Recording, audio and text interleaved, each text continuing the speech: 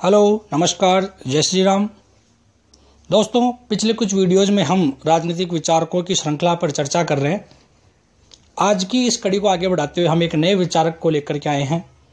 आज का हमारा टॉपिक है जॉन लॉक। जॉन लॉक, जिनको रक्तहीन क्रांति का दार्शनिक माना जाता है, जिन्होंने उदारवाद का प्रतिपादन किया, जिनको उदारवाद का जनक कहा जाता है। दोस्तों, ये मध्यम वर्गीय परिवार में पैदा हुए थे। ऑक्सफोर्ड यूनिवर्सिटी से उन्होंने पढ़ाई की। बाद में वहाँ पर उन्होंने अध्यापन का कार्य भी करवाया था कुछ समय तक। उसके बाद जब उनके विचार वहाँ के लोगों से मेल खाना बंद हो गए तो उन्होंने वहाँ से इस्तीफा दे दिया। बाद में उन्होंने कुछ समय तक डॉक्टरी भी की और उनके जो विचार थे, उन विचारों का प्रभाव इंग्लैंड की शासन व्यवस्था पर इतना पड़ा कि वहाँ की शासन व्यवस्था आज भी उन्हीं के सिद्धांतों पर आधारित है। तो आगे बढ़ें तो हम इनको कुछ खंडों में लेते हैं। पहला हमारा जो खंड है वो है इनका परिचय। परिचय में सबसे पहले कि किस चीज़ से प्रसिद्ध हैं, तो इनको उदारवाद का जनक कहा जाता है। जॉन लॉक उदारवाद के जनक कहलाते हैं। इनका जन्म 29 अगस्त 1632 को इंग्लैंड के रिंगटन में हुआ था। 29 अगस्त 1632 को इंग्लैंड के रिंगटन में इनका जन्म हुआ था। प्रमुख सिद्धांत जो उन्होंने दिया वो था प्राकृतिक अधिकारों का सिद्धांत, और इन्होंने 3 अधिकार बताए थे जो भी हम विस्तार से चर्चा करेंगे। इनको क्रांतियों का दार्शनिक कहा जाता है, ये इनका उपनाम मान सकते हैं आप, तो इसकी भी हम चर्चा करेंगे। तो फिलहाल आप परिचय को दोबारा देखें। प्रसिद्ध हुए उदारवाद के जनक के रूप में। जन्म हुआ 29 अगस्त 1632 को इंग्लैंड के रिंगटन में। प्राकृतिक अधिकारों का इनका सिद्धांत था और इनको क्रांतियों का दार्शनिक कहा जाता है। अब बात करते हैं इनकी पुस्तकों की। पहली पुस्तक मनुष्य स्वभाव के संबंध में निबंध। मनुष्य स्वभाव के संबंध में निबंध, ऐसे कंसर्निंग ह्यूमन अंडरस्टैंडिंग।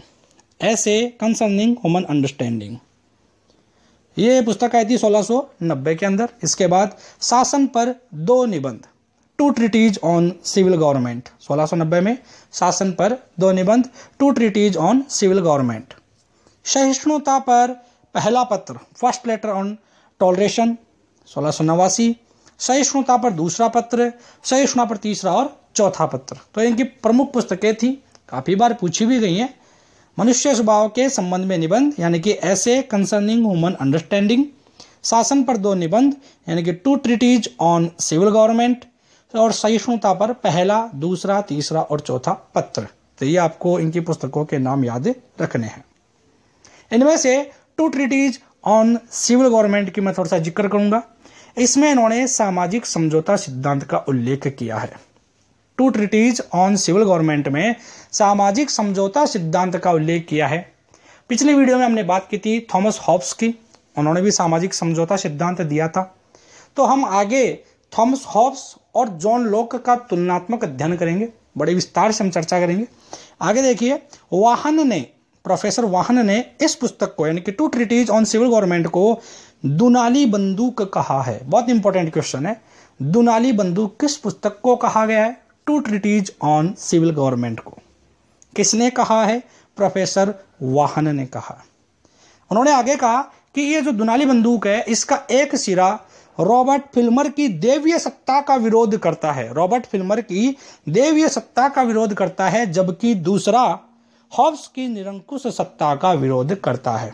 तो प्रोफेसर वाहन ने 2 ट्रीटीज ऑन सिविल गवर्नमेंट को दुनाली बंदूक कहा, जिसका एक सिरा रॉबर्ट फिल्मर की दैवीय सत्ता का विरोध करता है, जबकि दूसरा सिरा हॉब्स की निरंकुश सत्ता का विरोध करता है।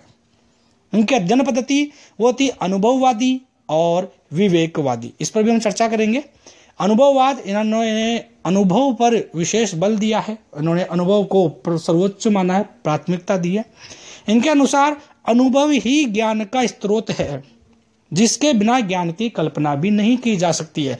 अगर आपके पास अनुभव नहीं है तो आप में ज्ञान नहीं हो सकता है। बिना अनुभव का जो ज्ञान होता है वो काल्पनिक होता है, यथार्थ नहीं होता है, ये इनका मानना था। अब हम आगे बढ़े, इसके पहले इनसे संबंधित कुछ स्टेटमेंट्स, कुछ कथन। तो लॉक ने कहा, समुदाय ऐसा गृह स्वामी है जो घर की रखवाली के लिए पहरेदार रखता है। फिर स्वयं जाग जाग करके यह देखता है कि वह पहरेदार सो तो नहीं गया है। लोक ने कहा, समुदाय एक ऐसा गृह स्वामी है जो घर की रखवाली के लिए पहले तो पहरेदार रखता है और फिर खुद जाग जाग करके यह देखता है कि कहीं पर वो पहरेदार सो नहीं जाए। ये स्टेटमेंट है जॉन लॉक का। इसके अलावा एक और स्टेटमेंट था जॉन लॉक का ही कि आरंभ में पूरा संसार ही अमेरिका था। आरंभ में पूरा संसार अमेरिका था। ये जो कथन है, ये कथन जॉन लॉक का है। इसके बाद मैक्सर फन की बात करते हैं। थॉमस हॉब्स और जॉन लॉक दोनों स्वत्वमूलक व्यक्तिवादी हैं। थॉमस हॉब्स और जॉन लॉक दोनों स्वत्वमूलक व्यक्तिवादी हैं। यह स्टेटमेंट है मैक्सर फन का। इसके अलावा मैक्सर फन का एक और स्टेटमेंट है जो अभी हाल ही 2018 फर्स्ट ग्रेड के अंदर आया था। लॉक बर्जुआ समाज का प्रतिनिधि है। तो वहां पर सीधा सीधा प्रश्न आया था कि बर्जुआ समाज का प्रतिनिधि जॉन लॉक को किसने कहा है, और आंसर था मैक्सर फन ने। ठीक है, तो दो स्टेटमेंट दोनों मैक्सर फन के हैं कि हॉब्स और लॉक दोनों स्वत्वमूलक व्यक्तिवादी हैं और लॉक बर्जुआ समाज का यानी कि पूंजीवादी वर्ग का प्रतिनिधि है। ये दोनों स्टेटमेंट मैक्सर फन के हैं, आपको याद रखने हैं। इसके अलावा एक और इंपॉर्टेंट क्वेश्चन है इबनस्टीन का स्टेटमेंट है, उदारवाद की आत्मा सर्वाधिक श्रेष्ठ रूप में जॉन लॉक में प्रतिबिंबित हुई है। यह आपको याद रखना है, उदारवाद की आत्मा सर्वाधिक श्रेष्ठ रूप में जॉन लॉक में प्रतिबिंबित हुई है। यह स्टेटमेंट है इबनस्टीन का। फिर बेंथम ने इनके जो प्राकृतिक अधिकार थे उन अधिकारों को अलंकृत बकवास कहा है। बेंथम ने इनके प्राकृतिक अधिकारों को अलंकृत बकवास या बैसाखियों पर बकवास कहा है। यह भी फर्स्ट ग्रेड में आया हुआ क्वेश्चन है, काफी बार रिपीट हो चुका है। अलंकृत बकवास, बैसाखियों पर बकवास, ये कहा किसने? बेंथम ने। तो ये प्रमुख कथन थे, ये बात फिर से दोहरा लीजिए। लॉक ने बताया समुदाय ऐसा गृह स्वामी है जो घर की रखवाली के लिए पहरेदार रखता है और खुद जाग जाग करके ये देखता है कि पहरेदार सो तो नहीं गया। दूसरा उन्होंने कहा कि आरंभ में पूरा संसार ही अमेरिका था।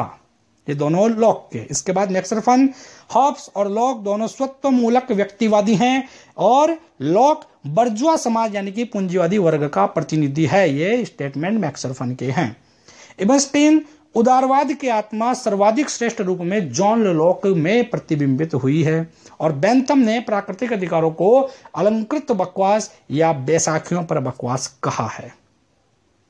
अब हम बात करते हैं जॉन लॉक के सामाजिक समझौता सिद्धांत की।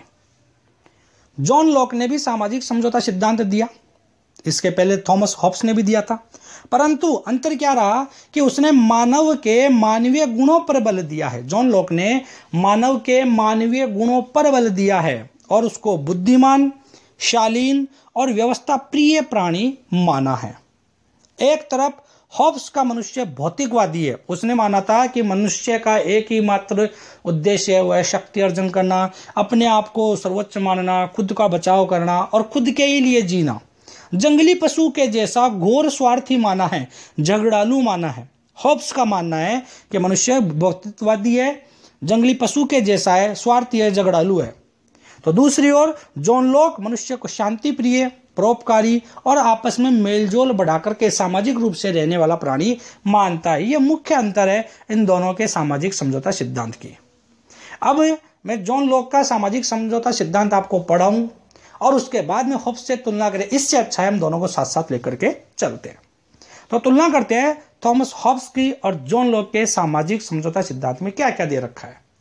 तो थॉमस हॉब्स मनुष्य की नकारात्मक प्रवृत्ति को मानता है, उसको भौतिकवादी मानता है, उसको स्वार्थी मानता है, उसको झगड़ालू मानता है। ये थॉमस हॉब्स के विचार हैं। जबकि जॉन लॉक ने उसको सकारात्मक प्रवृत्ति का माना है, सामाजिक प्रकृति का माना है, उसको परोपकारी और शांति प्रिय माना है। ये पहली आइडियोलॉजी का जो डिफरेंस है वो ये था। उसके बाद प्राकृतिक अवस्था में केवल एक अधिकार मानता है थॉमस हॉब्स। उसने बताया कि प्राकृतिक अवस्था में केवल एक ही अधिकार होता है और वो अधिकार बताया था आत्मरक्षा का अधिकार। थॉमस हॉब्स ने केवल आत्मरक्षा का अधिकार बताया, जबकि जॉन लॉक ने बताया कि प्राकृतिक अवस्था में भी मनुष्य के पास 3 अधिकार थे। प्राकृतिक अवस्था में मनुष्य के पास 3 अधिकार थे और वो अधिकार थे जीवन, स्वतंत्रता और संपत्ति। जीवन, स्वतंत्रता और संपत्ति। जबकि हॉब्स ने केवल एक ही अधिकार बताया और वो था आत्मरक्षा का अधिकार। तो ये यहाँ का अंतर आपको समझ में आया होगा कि हॉब्स का जो मनुष्य है वो पैदाइशी यानी कि जन्म से ही स्वार्थी है, झगड़ालू है और नकारात्मक है, जबकि जॉन लॉक का जो मनुष्य है वो शांतिप्रिय, परोपकारी और सामाजिक है। हॉब्स ने केवल एक अधिकार को माना, आत्मरक्षा का अधिकार, जबकि जॉन लॉक ने 3 अधिकार माने, जीवन, स्वतंत्रता और संपत्ति। इसके बाद आगे बढ़े कि हॉब्स ने बताया कि एक ही समझौता हुआ था। हॉब्स ने सामाजिक समझौता सिद्धांत में केवल एक ही समझौता बताया था, जबकि जॉन लॉक ये कहता है कि एक नहीं 2 समझौते हुए थे। तो ये आपको अंतर ध्यान रखना है। हॉब्स के अनुसार एक समझौता हुआ, जॉन लॉक के अनुसार 2 समझौते हुए। अब वो समझौते कौन से थे? हॉब्स ने बताया एक ही समझौता हुआ और वो हुआ था नागरिकों के बीच में। नागरिकों के बीच में ही समझौता हुआ था। ये मैंने पिछले वीडियो में अच्छी तरह से समझाया था, तो इसको आप वहां देख सकते हैं। नागरिकों के बीच में ही समझौता हुआ था। नागरिकों और राज्य के बीच में यानी कि लेवियाथन के बीच में कोई समझौता नहीं हुआ, ये मानना है हॉब्स का कि नागरिकों के बीच में समझौता हुआ है, नागरिक और राज्य के बीच में किसी प्रकार का कोई समझौता नहीं हुआ है। जबकि जॉन लॉक ने 2 समझौते बताए। उसने कहा कि नागरिकों के बीच में तो समझौता हुआ है ही, साथ ही साथ नागरिकों और राज्य के बीच में भी एक समझौता हुआ है। तो 2 समझौते माने जॉन लॉक ने 2 समझौते नागरिकों के बीच में और नागरिकों और राज्य के बीच में भी समझौता माना है। हॉब्स के अनुसार अगर समझौता तोड़ा जाता है तो वापस प्राकृतिक अवस्था में पहुंच जाएंगे, वही अव्यवस्था आ जाएगी, समाज जो है अव्यवस्थित हो जाएगा, तितर बितर हो जाएगा। ऐसा मानना है हॉब्स का कि समझौता तोड़ने पर पुनः प्राकृतिक अवस्था आ सकती है, जबकि जॉन लॉक का ऐसा मानना नहीं है। उसका मानना है कि अगर समझौता तोड़ा जाता है तो केवल सरकार बदलेगी, दोबारा प्राकृतिक अवस्था नहीं आएगी, क्योंकि उसने 2 समझौते माने हैं। एक माना है नागरिकों के बीच में कि हम आपस में मिलकर के अपनी सत्ता किसी एक को सौंप देते हैं, ये पहला नागरिकों का। दूसरा जो समझौता है वो हुआ है नागरिक और राज्य के बीच में कि राज्य प्रजा की देखभाल करेगा, प्रजा के हितों की रक्षा करेगा, उसके अधिकारों की रक्षा करेगा, ये दूसरा समझौता है। तो अगर समझौता टूटता है तो शासक को ही बदल दिया जाएगा, शासन व्यवस्था नहीं बदलेगी, केवल राज्य बदल जाएगा, राजा बदल जाएगा, दूसरे को सत्ता सौंप दी जाएगी, यानी कि दोबारा प्राकृतिक अवस्था नहीं आएगी। इसके बाद हॉब्स का जो राजतंत्र था, जो शासन व्यवस्था थी, वो निरंकुश थी, यानी कि हॉब्स के लेवियाथन पर किसी प्रकार का कोई भी बंधन नहीं था, उसके ऊपर किसी प्रकार का कोई दबाव नहीं था। जबकि जॉन लॉक ने ऐसा नहीं माना है। उन्होंने माना है कि जो शासन व्यवस्था है उस पर भी एक नियंत्रण होना चाहिए, कुछ कानून ऐसे होने चाहिए जो शासन पर भी लागू हों, इसलिए उसका जो राजतंत्र है वो वैधानिक राजतंत्र है। तो आपको ध्यान रखना है, हॉब्स का जो राजतंत्र था वो निरंकुश था, उसके ऊपर किसी प्रकार का कोई नियंत्रण, कोई बंधन नहीं था। जबकि जॉन लॉक का जो राजतंत्र है वो वैधानिक है, उसके ऊपर नियम लगे हुए हैं, विधि लगी हुई है, शासन नियंत्रित है। इसके बाद हॉब्स का जो राजतंत्र था वो निरंकुश राजतंत्र है, यानी कि राज्य से ऊपर कोई नहीं है, शासक सर्वोपरि था, इसलिए वहां पर जनता को क्रांति करने का अधिकार नहीं दिया गया है कि जनता क्रांति नहीं कर सकती है। अगर क्रांति करेगी, विद्रोह करेगी तो समझौता टूट जाएगा और प्राकृतिक अवस्था आएगी। जबकि जॉन लॉक इस चीज को नहीं मानता है। उसका मानना है कि अगर कोई सरकार है और वो सरकार जनता के हितों की रक्षा नहीं कर पाती है, अपने कर्तव्यों का पालन नहीं कर पाती है, तो जनता को पूरा अधिकार है कि वह उस शासन व्यवस्था को ही बदल दे, यानी कि विद्रोह करे, उस राज्य को बदल दे, उस राजा को बदल दे। ये अधिकार दिया गया है जनता को, यानी कि जनता को क्रांति करने का अधिकार दिया गया है। तो एक बार फिर से ब्रीफिंग करें। हॉब्स के अनुसार एक ही समझौता हुआ था, वो था नागरिकों के बीच में। जबकि जॉन लॉक के अनुसार 2 हुए, नागरिक के बीच में और नागरिक राज्य के बीच में। समझौता तोड़ने पर प्राकृतिक व्यवस्था आने की संभावना दर्शाई हॉब्स ने, जबकि जॉन लॉक का मानना है कि समझौता टूटने पर केवल सरकार है बदलती है। हॉब्स का जो राज्य है वो निरंकुश है, जबकि जॉन लॉक का राज्य है वो वैधानिक है। हॉब्स प्रजा को क्रांति करने का अधिकार नहीं देता है, जबकि जॉन लॉक प्रजा को क्रांति करने का अधिकार भी देता है। अब हम ये बात करते हैं जॉन लॉक और राज्य की, कि जॉन लॉक का राज्य के प्रति विचार क्या था। जॉन लॉक राज्य को समझौतों का परिणाम मानता है। जॉन लॉक राज्यों को समझौतों का परिणाम मानता है, और वो समझौते मैंने अभी आपको बताए, दो समझौते हुए। एक तो हुआ नागरिकों का नागरिकों से समझौता। उन्होंने आपस में समझौता किया कि हम सब मिलकर के पूरी शासन व्यवस्था को किसी एक तंत्र के हाथ में सौंपते हैं जो सर्वोपरि हो, जो सर्वोच्च हो, और वो तमाम प्रकार के नियम कानून कायदे विधि का निर्माण करने की क्षमता रखता हो। दूसरा समझौता हुआ नागरिकों का उस सरकार से जिसका गठन उन्होंने किया था, और वो समझौता हुआ कि सरकार नागरिकों की भावनाओं का ध्यान रखेगी, उनके हितों का ख्याल रखेगी, उसके जितने भी अधिकार हैं उनकी रक्षा करेगी। ये दो समझौते माने गए जॉन लॉक के अनुसार। जॉन लॉक ने राज्य के लिए सिविल सोसाइटी शब्द का प्रयोग किया। इंपॉर्टेंट है, याद रखना। जॉन लॉक ने राज्य के लिए सिविल सोसाइटी शब्द का प्रयोग किया है, और यहां पर लग गया था, आप ये भी याद रखें, पिछले वीडियो में मैंने बताया था, हॉब्स ने राज्य के लिए कॉमनवेल्थ शब्द का प्रयोग किया है। तो ये दोनों शब्द याद रखने हैं। जॉन लॉक ने राज्य के लिए सिविल सोसाइटी शब्द का प्रयोग किया है, जबकि थॉमस हॉब्स ने राज्य के लिए कॉमनवेल्थ शब्द का प्रयोग किया है। इसके बाद में जॉन लॉक का मानना है कि राज्य जो है वो जन सहमति पर आधारित है। लोग आपस में सहमति दर्शाते हैं और सहमति दर्शा करके राज्य का निर्माण करते हैं।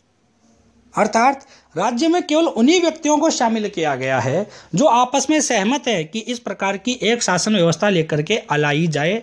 उन लोगों को ही राज्य में शामिल किया गया है। जिन लोगों ने इस प्रकार के किसी समझौते के प्रति सहमति नहीं दर्शाई, वो पहले के जैसे प्राकृतिक अवस्था में पड़े थे, यानी कि राज्य केवल उन्हीं लोगों के लिए था जो इस समझौते के लिए तैयार थे, सहमत थे। इसके बाद में राज्य वैधानिक प्रक्रिया पर आधारित है, जिसमें विधि का शासन होगा, यानी कि राज्य में निरंकुशता नहीं होगी, राज्य वैधानिक होगा, उसमें विधि का शासन अपनाया जाएगा। एक निरंकुश शासन व्यवस्था को नहीं अपनाया जाएगा। जो शासक है उसको मनमानी करने का अधिकार नहीं दिया जाएगा। यानी कि लोग ने माना कि मनुष्य किसी अज्ञात या स्वेच्छाकारी जो इच्छा है उसके अधीन नहीं रहेंगे, उनको राजनीतिक स्वतंत्रता दी जाएगी। और ऐसा सिर्फ तब भी हो सकता है जब शासक और शासित, यानी कि राजा और राज्य प्रजा दोनों के लिए समान कानून हों, क्योंकि लोग का मानना था जहां कानून का अंत हो जाता है वहां पर अत्याचार प्रारंभ हो जाते हैं। तो लोक ने यहां पर माना कि वैधानिक शासन होगा, और ये शासन जो विधान है, जो विधि है, वो राज्य और प्रजा, राजा और प्रजा दोनों के ऊपर समान रूप से लागू होंगे। इसके बाद में जॉन लॉक मानता है कि राज्य जन कल्याण का साधन है, जन कल्याण का, पूरी जनता का, पूरी प्रजा के लिए है, न कि एक व्यक्ति के लिए। ठीक है, राज्य जन कल्याण का साधन है जो एक व्यक्ति के लिए न होकर के पूरे समाज का भला करेगा, जबकि निरंकुश शासन में इसका विपरीत होने की संभावनाएं रहती हैं, क्योंकि वहां पर वो पथभ्रष्ट हो सकता है। यहाँ पर जो जॉन लॉक है उसका एक ही लक्ष्य है कि जो राज्य है, राज्य का निर्माण इसलिए किया गया है कि पूरे समुदाय की भलाई हो, पूरी प्रजा को लाभ मिले, और पूरी प्रजा का साथ साथ राज्य भी सुदृढ़ बनता रहे। अब बात करते हैं प्राकृतिक अधिकारों का सिद्धांत। जॉन लॉक ने 3 प्राकृतिक अधिकार बताए। प्राकृतिक अधिकार वो अधिकार होते हैं कि जो जन्म से ही प्राप्त हों, जो प्राकृतिक अवस्था से प्राप्त हो। और प्राकृतिक अवस्था उस अवस्था को माना गया है जब मनुष्य उत्पन्न हुआ और समाज के रूप में रहने नहीं लगा था, यानी कि जंगल में विचरण करता था। उस समय भी जो मनुष्य को अधिकार प्राप्त थे, उन सभी अधिकारों को प्राकृतिक अधिकारों की श्रेणी में रखा गया है, और उसने 3 अधिकारों को इसके अंदर मान्यता दी है। पहला दिया है जीवन का अधिकार, दूसरा स्वतंत्रता का अधिकार, और तीसरा संपत्ति का अधिकार। जीवन का अधिकार, स्वतंत्रता का अधिकार और संपत्ति का अधिकार। ये काफी बार पूछा जाता है कि निम्न में से कौन सा जॉन लॉक का अधिकार नहीं था में पूछा जाता है। तो ध्यान रखें, जीवन, स्वतंत्रता और संपत्ति। तो जीवन का अधिकार प्रत्येक व्यक्ति को जीवन जीने का अधिकार है। इसके लिए वो अपनी आत्मरक्षा करने का अधिकार भी रखता है। अपनी आत्मरक्षा करने का यानी कि व्यक्ति को जीवन जीने का अधिकार है। वो उसको खुद का जीवन समाप्त करने का भी अधिकार नहीं है कि वो खुद को मार डाले, आत्महत्या कर ले। ये अधिकार वो नहीं देता है। जीने का अधिकार देता है, खुद को मारने का अधिकार भी नहीं देता है। इसके अतिरिक्त किसी दूसरे व्यक्ति को भी ये अधिकार नहीं है कि वो अन्य किसी को भी मारे, किसी और का जीवन समाप्त कर दे। ये अधिकार भी इसके अंदर नहीं दिए गए। केवल जिए, जीवित रहे, इसका अधिकार देता है। हाँ, यहां पर जॉन लॉक ने एक अधिकार दिया है कि आप आत्मरक्षा के अंदर किसी का अगर मार देते हो तो आप कर सकते हो, क्योंकि आत्मरक्षा यानी कि खुद के जीवन जीने का अधिकार वो मानता है। इसके बाद में संपत्ति का अधिकार, स्वतंत्रता का अधिकार। कोई व्यक्ति किसी दूसरे की इच्छा के अनुसार कार्य करने के लिए बाध्य नहीं है। कोई भी व्यक्ति दूसरे को इस प्रकार से नहीं दबा सकता है, उसको बाध्य नहीं कर सकता है कि उसको उसकी खुद की इच्छा के विरुद्ध कोई कार्य करना पड़े। उसको अपनी मर्जी से कार्य करने की स्वतंत्रता है। संपत्ति का अधिकार, प्रत्येक व्यक्ति को अपनी निजी संपत्ति रखने का अधिकार है। अपना जीवन जीने के लिए और उसको सुचारू बनाए रखने के लिए व्यक्ति निजी संपत्ति रख सकता है, जो वह अपनी योग्यता और श्रम से प्राप्त करेगा। कोई चोरी डकैती करके नहीं, अपने काम के द्वारा प्राप्त करेगा और अपनी योग्यता के द्वारा प्राप्त करेगा। लेकिन यहां पर आपको यह समझना है, राज्य उसमें हस्तक्षेप नहीं कर सकता। इसे संपत्ति का श्रम सिद्धांत भी कहते हैं। श्रम सिद्धांत, संपत्ति का श्रम सिद्धांत। श्रम सिद्धांत का मतलब है व्यक्ति मेहनत करेगा अपनी योग्यता के अनुसार, और जितनी उसकी योग्यता होगी उतना ही वह कमाएगा, अपनी संपत्ति का अर्जन करेगा। तो इस तरीके से जॉन लॉक ने व्यक्तियों को कमाई करने की यानी कि संपत्ति इकट्ठा करने की छूट तो दे दी है, लेकिन यहाँ पर कुछ उसने रेस्ट्रिक्शन लगाई है, कुछ बंधन लगाए। और उसमें सबसे प्रमुख है कि किसी भी व्यक्ति को अपनी आवश्यकताओं से अधिक संपत्ति इकट्ठी नहीं करनी चाहिए। यह उसने आदर्शवादी तरीके से बताया है। तो यहाँ पर आपको याद रखना है, संपत्ति का श्रम सिद्धांत ये किसने दिया था? ये जॉन लॉक ने दिया था। संपत्ति का श्रम सिद्धांत जॉन लॉक ने। और साथ ही यहाँ पर याद रखें कि मूल्य का श्रम सिद्धांत ये दिया था कार्ल मार्क्स ने। तो दो श्रम सिद्धांत हैं, एक है संपत्ति का और जॉन लॉक का है, और एक है मूल्य का श्रम सिद्धांत और ये दिया था कार्ल मार्क्स ने। इसके बाद जॉन लॉक के क्रांति के प्रति क्या विचार थे? जॉन लॉक क्या मानता था कि क्रांति होनी चाहिए कि नहीं होनी चाहिए? तो हम शुरू में पढ़ चुके हैं कि जॉन लॉक क्रांति का समर्थक था। तो जॉन लॉक क्रांति को जनता का अधिकार मानता था। उसके अनुसार राज्य का निर्माण जनता के हितों की रक्षा के लिए होता है। राज्य का निर्माण जनता के हितों की रक्षा के लिए, जनता के अधिकारों की रक्षा के लिए होता है। परंतु जब सरकार अधिकारों की रक्षा न करे, वैधानिक शासन के स्थान पर निरंकुश आचरण करने लग जाए और शासन को जन सहमति प्राप्त न हो, तीन उसने मुख्य शर्तें बताई कि अगर जो सरकार है वो जनता के अधिकारों की रक्षा नहीं करे या वैधानिक शासन के स्थान पर निरंकुश तानाशाही आचरण करने लग जाए या फिर शासन को जनता की सहमति प्राप्त नहीं हो, तो जनता शासन के विरुद्ध क्रांति कर सकती है। यह अधिकार उन्होंने दिया, तब दिया जब दूसरा समझौता टूट रहा हो, यानी कि नागरिकों और राज्य के बीच में जो समझौता हुआ था अगर वह टूट रहा हो तो प्रजा को यह हक है कि वह शासक को बदल सकती है। इसलिए जॉन लॉक को क्रांतियों का दार्शनिक कहते हैं, क्योंकि उन्होंने क्रांति को समर्थन दिया, इसलिए उनको क्रांतियों का दार्शनिक कहते हैं। यहाँ पर आपको एक चीज और याद रखनी चाहिए कि इनके जीवन काल में ही इंग्लैंड में गृह युद्ध चल रहा था, जिसको प्यूरिटियन क्रांति कहते हैं। तो ये भी एक समानता है थॉमस हॉब्स और जॉन लॉक के बीच में, क्योंकि दोनों ही उसी कालखंड के हैं, एक ही समय के हैं। दोनों के समय प्यूरिटियन क्रांति चल रही थी, दोनों ही इंग्लैंड से संबंधित है, काफी समानताएं हैं, इसलिए इन दोनों का तुलनात्मक अध्ययन भी किया जाता है।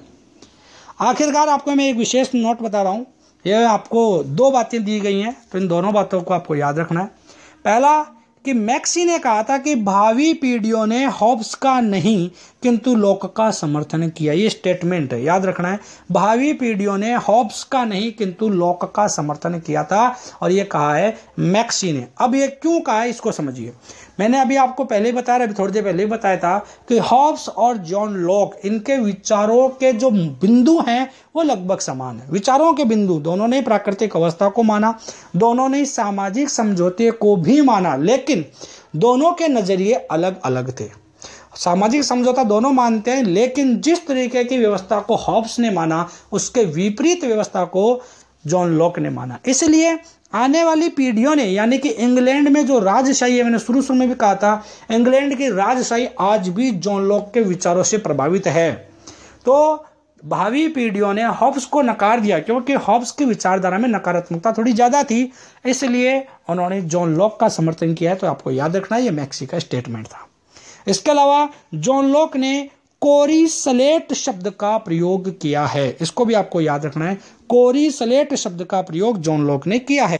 यहाँ पर आपको इसकी पुस्तक का भी नाम याद रखना चाहिए कि इस शब्द का प्रयोग ऐसे कंसर्निंग ह्यूमन अंडरस्टैंडिंग, ऐसे कंसर्निंग ह्यूमन अंडरस्टैंडिंग यानी कि मनुष्य स्वभाव के संबंध में निबंध, जो मैंने पुस्तकों में आपको बता रखा है नाम, उस पुस्तक में इस शब्द का प्रयोग किया गया है, कोरी स्लेट शब्द का प्रयोग। अब ये क्यों किया गया उसको समझिए कि व्यक्ति की बुद्धि जन्म के समय कोरी स्लेट के जैसी होती है, उसमें कोई भी छाप नहीं होती है, किसी प्रकार की कोई विचारधारा पैदा होते समय मनुष्य के मस्तिष्क पर नहीं होती है। फिर जब वो बड़ा होता है, जिस प्रकार के अनुभव उसको मिलते हैं, उन अनुभवों के आधार पर उसकी विचारधारा विकसित होती है। यानी कि जन्म के समय कोरी स्लेट के समान होता है, जिस पर अनुभवों से ज्ञान रूपी अक्षर लिखे जाते हैं।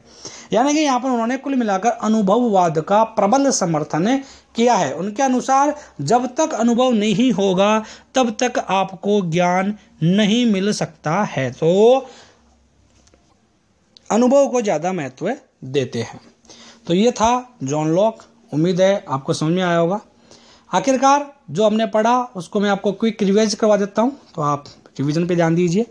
इनको उदारवाद का जनक कहा जाता है। जन्म इनका 29 अगस्त 1632 रिंगटन इंग्लैंड में हुआ था। इनका सिद्धांत प्राकृतिक अधिकारों का सिद्धांत है। क्रांतियों का दार्शनिक इनको कहते हैं। इनकी कुछ पुस्तकें थी जिनमें सबसे फेमस हुई थी two treaties on civil government. इसके अलावा इनके सहिष्णुता पर पहला, दूसरा, तीसरा, चौथा पत्र है। ये पुस्तकें भी आपको याद रखनी है। इसके बाद आपको मेन याद रखना है कि two treaties on civil government पुस्तक, इसमें दो बातें याद रखनी है कि इसमें सामाजिक समझौता सिद्धांत का उल्लेख किया गया है और प्रोफेसर वाहन ने इसको दो नाली बंदूक कहा है। Two treaties on civil government को दो नाली बंदूक कहा है। अध्ययन पद्धति, तो इनकी अध्ययन पद्धति अनुभववादी और विवेकवादी थी कि बिना अनुभव के ज्ञान अर्जन नहीं हो सकता है। कुछ स्टेटमेंट्स मैंने आपको बताए थे कि बेंथम ने प्राकृतिक अधिकारों को अलंकृत बकवास कहा, बैसाखियों पर बकवास कहा। इसके अलावा मैक्स फर्न ने हॉब्स और लॉक दोनों को स्वत्वमूलक व्यक्तिवादी कहा है और बर्जुआ समाज का प्रतिनिधि बताया है जॉन लॉक को। ये दोनों स्टेटमेंट मैक्स फर्सन के थे, आपको याद रखने हैं। इसके अलावा जॉन लॉक ने खुद ने कहा कि आरंभ में पूरा संसार अमेरिका था और कहा कि समुदाय ऐसा गृह स्वामी है जो घर की रखवाली के लिए एक पहरेदार लाता है और खुद जाग जाग करके पहरेदार को देखता रहता है कि सोया तो नहीं है। फिर हमने तुलना की थी जॉन लॉक और हॉब्स के सामाजिक समझौता सिद्धांत की। तो हॉब्स ने माना कि मनुष्य नकारात्मक है, भौतिकवादी है, स्वार्थी, झगड़ालू है, जबकि जॉन लॉक ने माना कि वो सकारात्मक है, सामाजिक है, परोपकारी, शांतिप्रिय है। हॉब्स ने प्राकृतिक अवस्था में केवल एक अधिकार माना, वो था आत्मरक्षा का अधिकार, जबकि जॉन लॉक ने प्राकृतिक अवस्था में 3 अधिकार माने और वो थे संपत्ति, स्वतंत्रता और जीवन का अधिकार। इसके बाद में हॉब्स ने केवल एक ही समझौता माना है जो कि नागरिक और नागरिक के बीच में हुआ, जबकि जॉन लॉक 2 समझौते मानता है जो नागरिक और नागरिक के बीच, इसके अलावा नागरिक और राज्य के बीच में हुए थे। हॉब्स का मानना है कि अगर समझौता तोड़ दिया जाएगा तो प्राकृतिक अवस्था आ जाएगी, जबकि जॉन लॉक मानता है कि समझौता तोड़ने पर केवल सरकारें बदलती हैं। हॉब्स निरंकुश राजतंत्र का समर्थक है, जबकि जॉन लॉक वैधानिक राजतंत्र का समर्थक है। हॉब्स क्रांति का अधिकार प्रजा को नहीं देता है, जबकि जॉन लॉक क्रांति का अधिकार भी देता है। जॉन लॉक राज्य को समझौता का परिणाम मानता है और उसने राज्य के लिए सिविल सोसाइटी शब्द का प्रयोग किया है। जॉन लॉक ने राज्य के लिए सिविल सोसाइटी शब्द का प्रयोग किया है, जबकि हॉब्स ने राज्य के लिए कॉमनवेल्थ शब्द का प्रयोग किया है। इसके बाद में जॉन लॉक ने प्राकृतिक अधिकार बताए, जिनमें 3 अधिकार दिए, जीवन, स्वतंत्रता और संपत्ति। जिसमें जो संपत्ति का अधिकार था उसको श्रम सिद्धांत भी कहते हैं। संपत्ति का श्रम सिद्धांत ये दिया था जॉन लॉक ने, और इसके जैसा ही सिद्धांत था मूल्य का श्रम सिद्धांत, वो दिया था कार्ल मार्क्स ने। इसके बाद में जॉन लॉक ने बताया कि अगर राज्य अपने कर्तव्य का निर्वहन नहीं करता है, राज्य कर्तव्य का निर्वहन नहीं करता है, निरंकुशता करता है, तो उसको हटाया जा सकता है, उसके विरुद्ध विद्रोह किया जा सकता है, क्रांति की जा सकती है। इसलिए जॉन लॉक को क्रांतियों का दार्शनिक भी कहते हैं। इसके बाद में मैक्सी ने बताया कि भावी पीढ़ियों ने हॉब्स का नहीं लेकिन जॉन लॉक का समर्थन किया है, और जॉन लॉक ने कोरी स्लेट शब्द का प्रयोग भी किया था, ये आपको याद रखना है। तो दोस्तों, ये था जॉन लॉक। उम्मीद आपको पसंद आया होगा। बहुत जल्द मिलेंगे एक नई वीडियो के साथ, तब तक के लिए जय श्री राम।